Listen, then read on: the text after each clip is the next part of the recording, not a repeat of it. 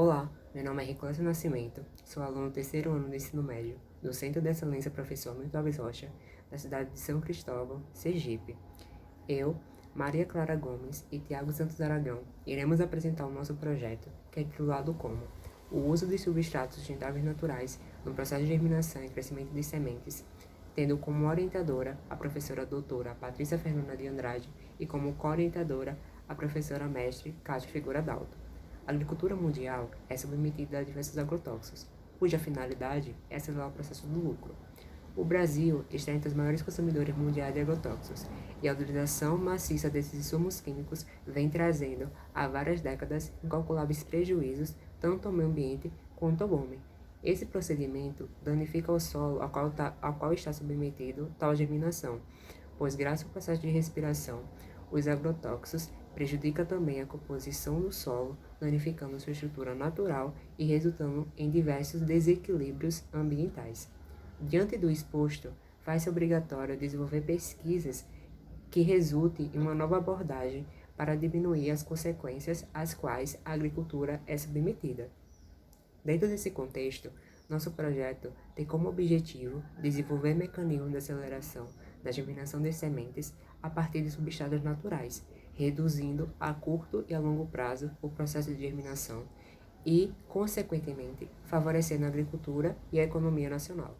Bom dia, meu nome é Thiago e eu vou falar um pouco sobre a metodologia do nosso projeto. Tudo começou com os alunos do Colégio Cefar, do segundo ano do ensino médio. Eles perceberam que o colégio produzia um número bem considerável de matéria orgânica. Grande parte dessa matéria orgânica era constituída de cascas de alimentos. Após essa análise, foram feitos pontos de coletas durante os nossos almoço e lanches no colégio. Após esse ponto de coleta, todo o material coletado era levado para o laboratório para ser higienizado.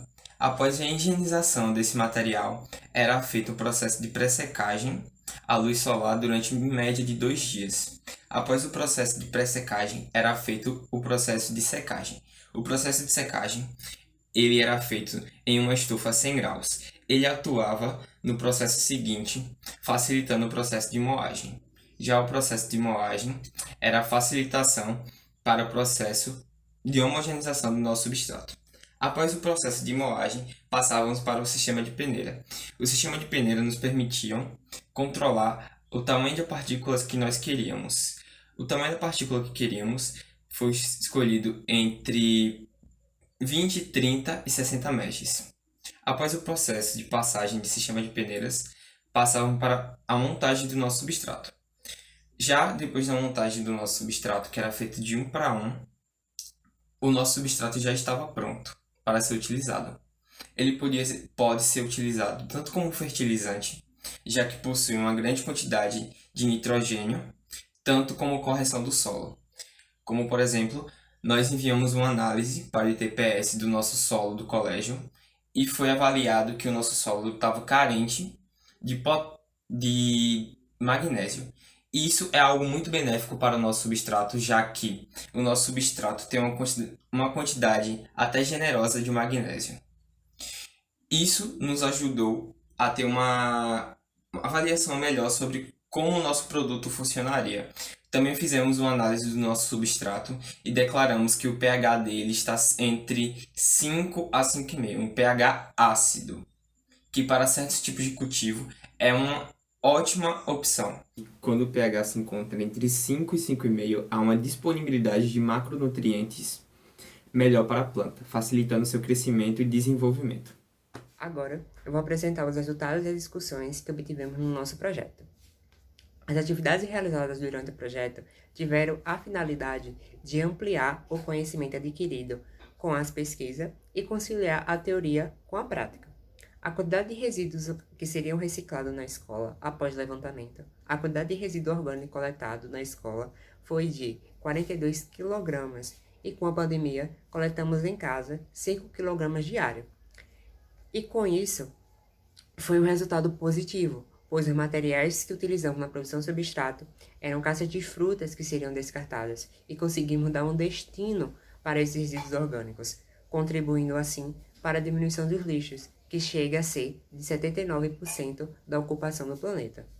Outro ponto a se destacar é que, para a redução das caixas de frutas e legumes, foi utilizado o processo de moagem, que consiste em reduzir o tamanho médio das caixas de frutas pela aplicação da força de impacto, compressão e abrasão.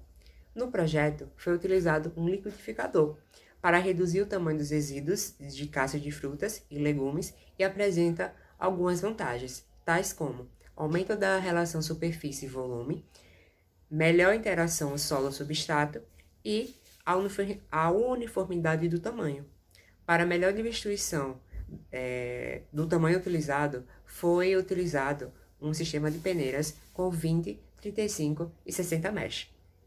Após já termos obtido o nosso mix de substrato, precisaremos saber se o nosso solo ele era um solo ideal para a germinação e o crescimento de sementes. Para isso, fizemos uma coleta do nosso solo e enviamos para o ITPS, que é o Instituto Tecnológico de Pesquisa de Sergipe. Os resultados da análise do solo realizados pelo ITPS mostraram que o solo apresenta alcalinidade e deficiente em magnésio. As deficiências de magnésio estão relacionadas e associadas a situações que provocam desequilíbrios como o excesso de adubação potássica e o uso de calcário. Nesse sentido, a correção do magnésio é um fator importante, uma vez que é um componente responsável pela clorofila, ativador de enzimas, e sua falta inibe a fixação do gás carbônico. Além disso, trabalha a fixação do nitrogênio e contribui para a absorção do fósforo.